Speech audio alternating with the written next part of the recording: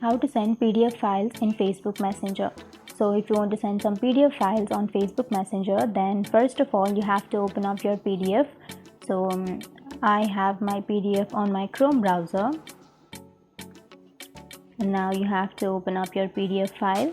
And after opening, now you can simply go to the upper right corner which has the three dots icon, and then you can simply go for send file, or you will also have a share option. Tap on that, and then you can scroll downwards, and here you will have a messenger option, right? So you can simply choose messenger, and here it will directly take you to your messenger application if you have downloaded that. But if you don't have your messenger and if you are not logged into your messenger, then it won't be sent on messenger. So you have to log into your messenger application, and then after logging in, here you will have a messenger option. Simply tap on that, and then you can choose any one of that person to whom you would like to send the PDF, and simply tap on send, which is on the right side, and that's it. Now you can go back, and if you open up your messenger application, here you will have this PDF.